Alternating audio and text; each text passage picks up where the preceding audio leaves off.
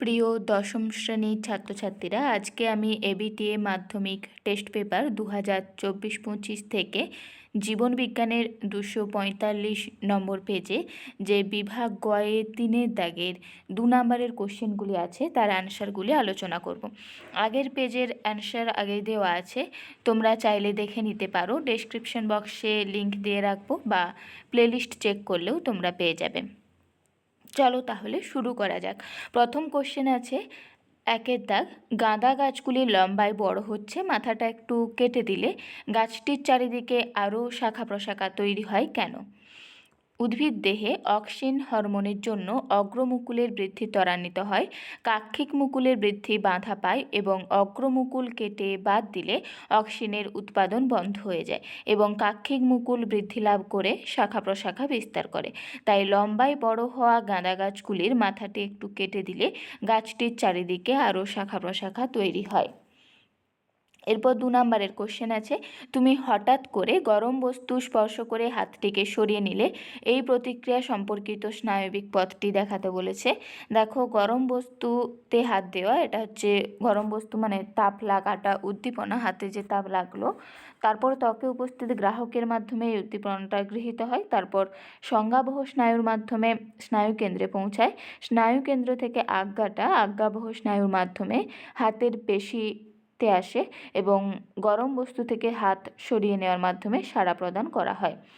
এর পরের কোশ্চেন আছে 3-এরটা, বিশ্রামরত একটি প্রাণী গমনে উদ্যত হলো, এর সম্ভাব্য 4টি কারণ।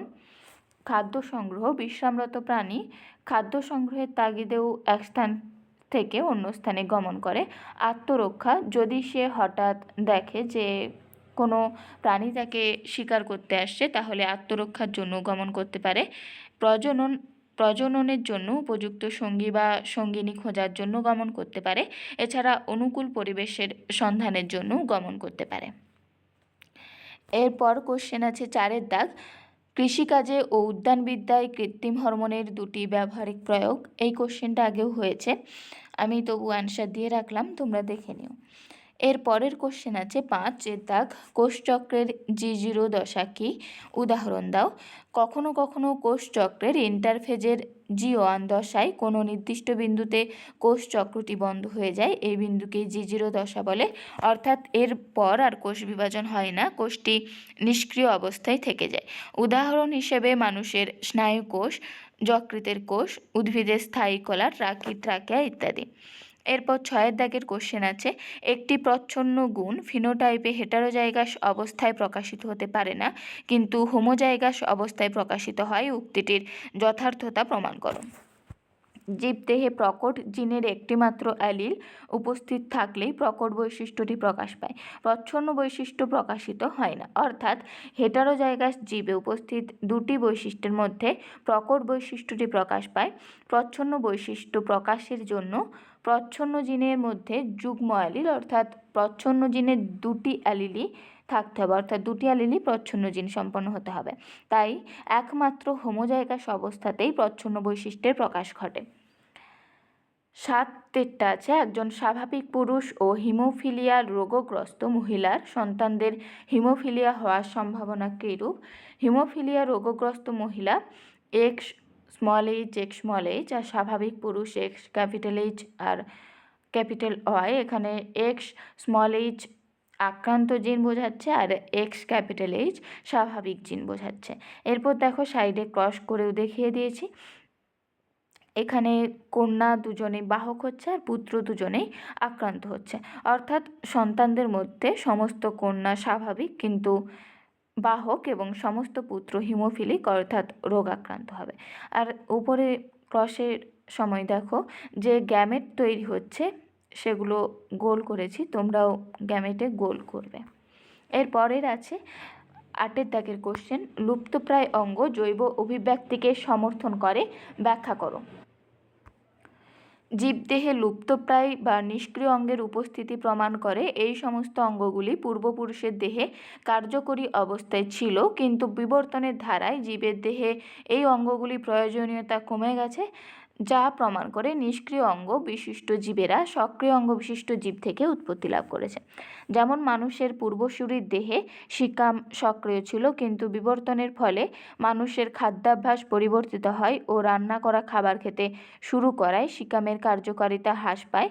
দীর্ঘ অব্যবহারের ফলে বর্তমানে সিকাম মানুষের দেহে অ্যাপেন্ডিক্স নামক লুপ্তপ্রায় অঙ্গে পরিণত হয়েছে, অর্থাৎ লুপ্তপ্রায় অঙ্গ অভিব্যক্তিকেই সমর্থন করে।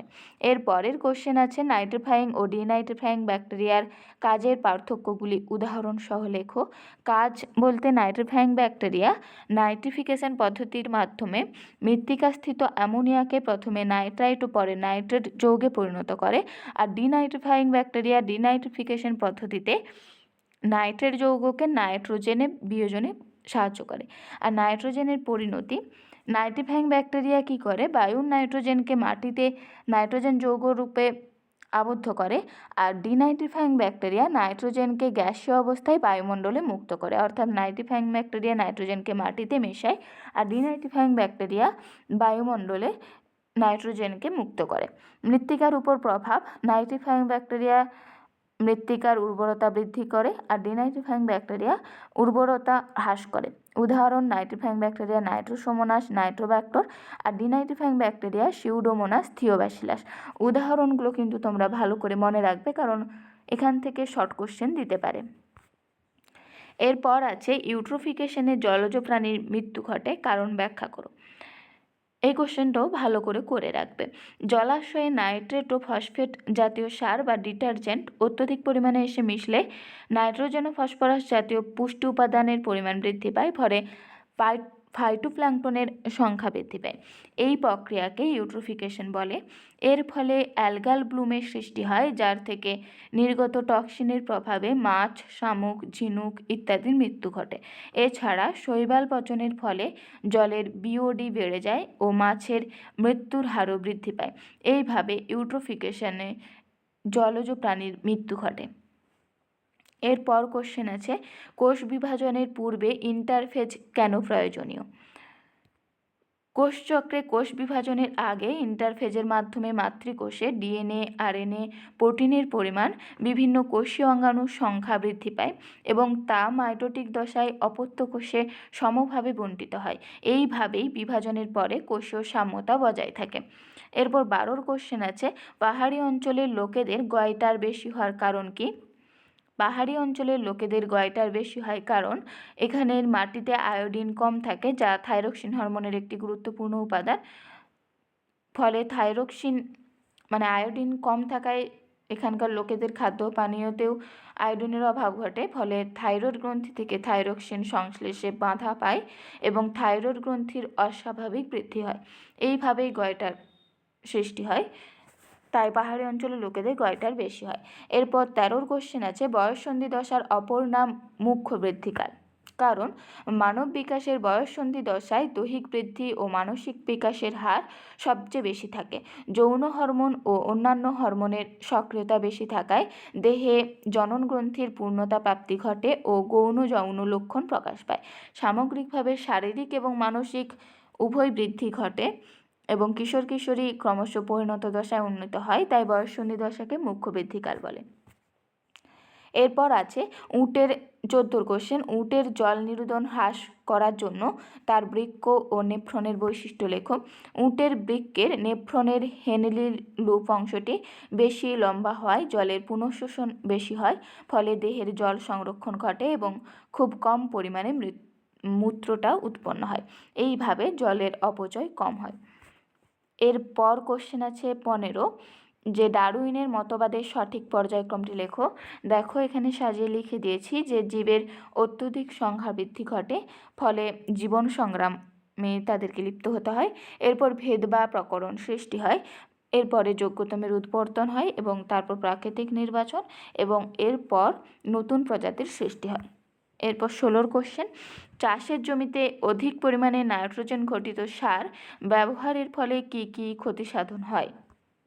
জমিতে মাত্রাতিরিক্ত নাইট্রোজেন ঘটিত সার ব্যবহারের ফলে মাটির অম্লত্ব বা ক্ষারত্বের পরিবর্তন ঘটে, ফলে জমি অনুর্বর হয়ে পড়ে এবং নাইট্রোজেনযুক্ত সার পানীয় জলের উৎসের সঙ্গে মিশে সেখান থেকে মানুষের দেহে প্রবেশ করে মেথহেমোগ্লোবিন গঠন করে, যা রক্তে অক্সিজেন পরিবহন ক্ষমতা হ্রাস করে।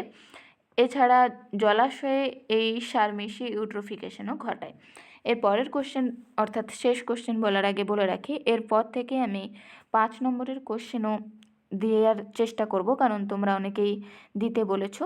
তাই যারা নতুন আছো তোমরা চ্যানেলটি সাবস্ক্রাইব করে রাখো পরের ভিডিও পাওয়ার জন্য দেওয়ার সাথে সাথে, এবং পরের ভিডিও আমি খুব তাড়াতাড়ি আজকালের মধ্যেই দিয়ে দেওয়ার চেষ্টা করব, এবং কমেন্ট করে জানিও কেমন লাগছে।